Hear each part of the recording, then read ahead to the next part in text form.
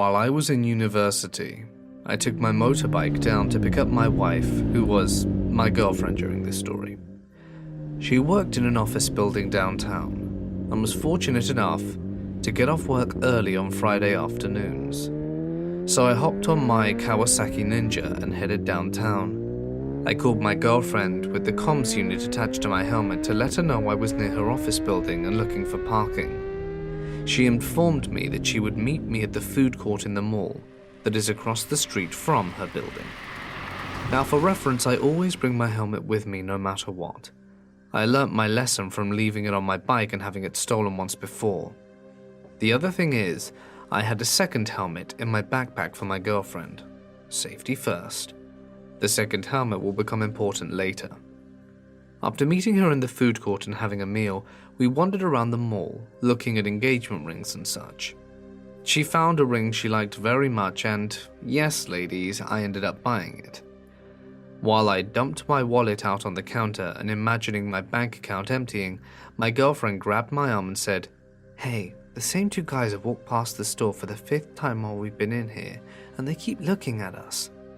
In order to relax her, I responded with the ever-clever, "They're just jealous because of how damn good I look in my riding gear. Really, it's a problem." Through laughter, my girlfriend proceeded to inform me that my sexy outfit made me look like a fat ninja. With the two guys forgotten and my ego obliterated, we left the store to make our way towards the bike. To get there, we had to go down 2 escalators, walk across the bottom floor of the mall, across the street, and into the lot of her office building, where my bike was parked. Just as we stepped onto the first escalator, my girlfriend suddenly grabbed my arm really tight and used her eyes to draw my attention to 2 guys directly behind us. I looked back at her, and with a slight nod, she confirmed that it was the same guys that had walked by the store. I took off my backpack and pulled the second bike helmet out the bag and handed it to my girlfriend so that we could hasten our journey.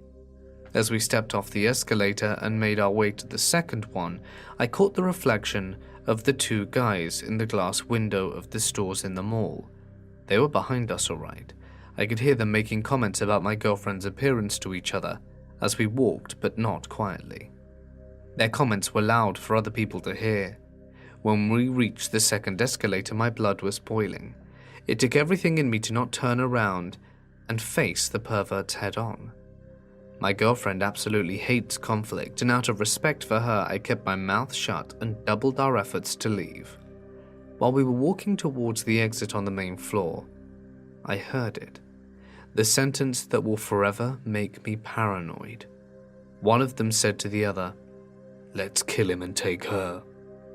For the sake of your ears, dear listeners, I did not use the vulgar words that they used to describe their intentions.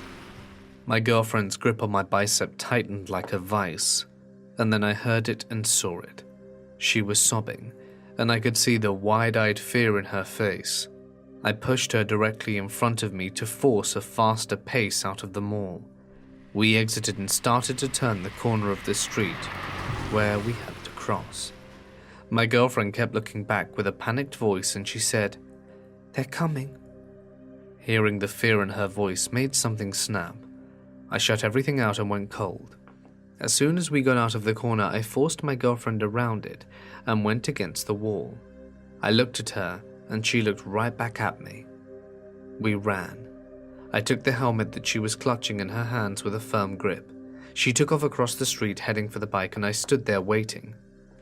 I took the moment to get my helmet on for protection, and took the second helmet in my hand ready. I heard the sound of running footsteps coming down the sidewalk around the corner. What happened next may just be the craziest damn thing I've ever done.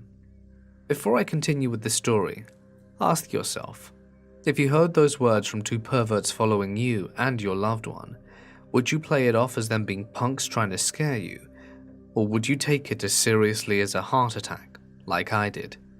These 2 threatened to kill me. I was okay with that, I accepted that. But what they threatened my girlfriend with, I refused to brush off. She was a victim of sexual assault before I knew her, and absolutely refused the smallest chance of something like that ever happening to her again.